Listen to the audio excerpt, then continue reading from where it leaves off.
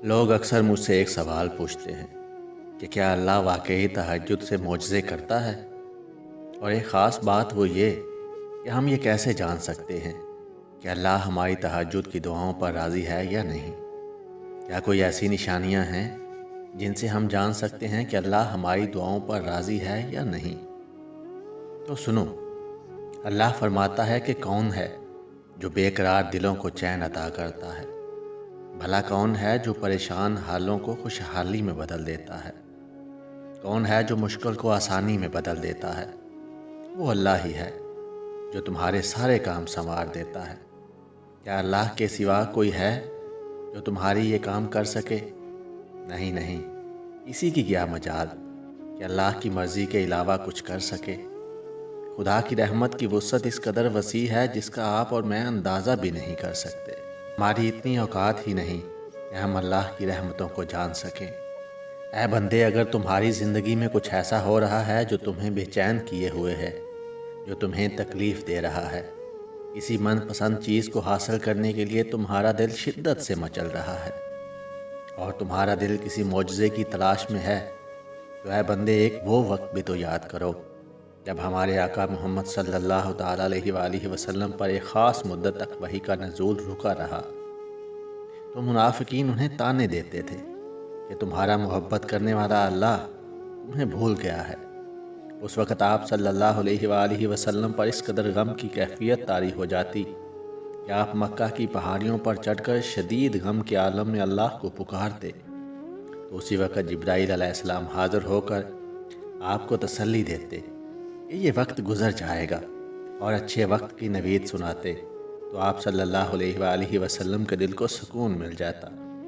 اور آپ پر طاری غم کی کیفیت ختم ہو جاتی۔ تو آج اگر تمہاری زندگی کسی وجہ سے غموں کے حبس میں جکڑی ہوئی ہے تو یاد رکھو، بہت جلد اللہ تمہارے لیے ایسی باد نسیم چلائے گا کہ تمہارے بے چین دل کو سکون مل جائے گا۔ قرآن کریم میں اللہ فرماتا ہے کہ تمہارا اللہ غیر محسوس تدبیروں سے اپنی مشیت پوری کرتا ہے، یعنی اللہ جب بندے کو نوازنا چاہتا ہے تو پھر بندے کو محسوس بھی نہیں ہوتا کہ اس کے لیے کہاں کہاں سے راستے نکل رہے ہیں۔ بس تم نے صرف اپنے رب کو منانا ہے، اپنی مرضی کو اس کی مرضی میں تبدیل کرنا ہے، اور یہ جانتے ہو کہ کیسے ممکن ہے؟ یہ تہجد کے سجدوں سے ممکن ہے،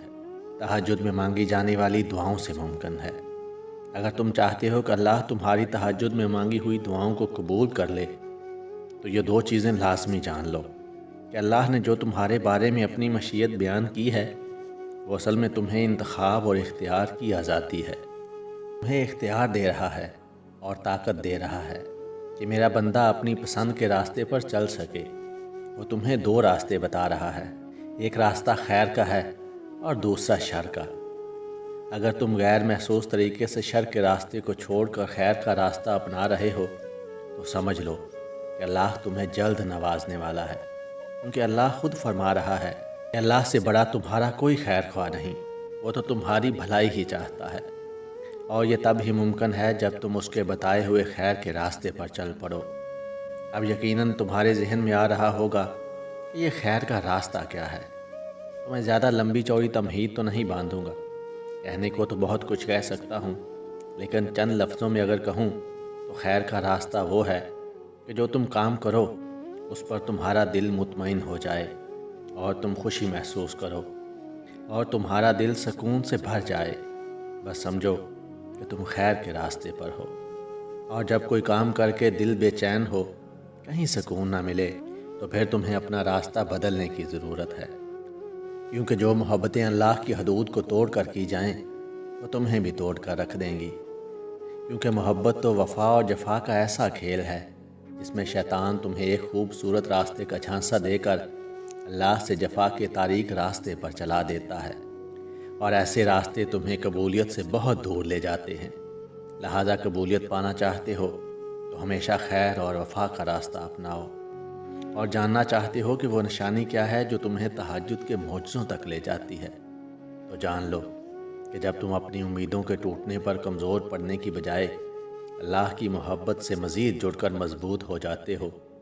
کہ بس میرا اللہ ہی کافی ہے، تو وہ رحمان الرحیم تمہاری زندگی میں ایسے خوبصورت معجزوں کی راہیں ہموار کر دیتا ہے جو تمہیں بہترین منزلوں تک لے جاتی ہیں۔ اور ایک اور نشانی جب اللہ تہجد کی دعاؤں پر راضی ہونے لگتا ہے وہ یہ کہ جب تم اپنے مقاصد کو پانے کے لیے ایسی حدود سے تجاوز نہیں کرتے اور تمہارا توکل اور یقین ہر وقت اللہ کی یاد سے وابستہ رہتا ہے،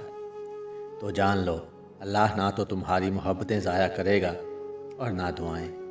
کیونکہ جو لوگ خود خیر کے راستے کو لبیک کہتے ہیں وہ ہمیشہ اللہ کی رحمت کے مستحق ٹھہرتے ہیں۔ جان لو کہ تمہارے یقین کی جڑیں جتنی گہری ہوں گی تمہارے اللہ کی عطائیں بھی اتنی ہی زیادہ ہوں گی،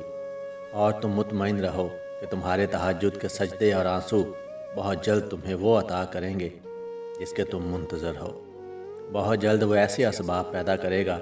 کہ اپنی رحمت کے خزانے تمہارے قدموں میں ڈھیر کر دے گا انشاءاللہ۔ اللہ تعالیٰ آپ کے لیے آسانیاں پیدا فرمائے اور آپ کی تمام دعاؤں کو قبول فرمائے، آمین ثم آمین۔ ویڈیو اچھے لگے تو چینل کو سبسکرائب، ویڈیو کو لائک اور شیئر ضرور کیجیے گا۔ ہمیشہ خوش رہیے اور سلامت رہیے۔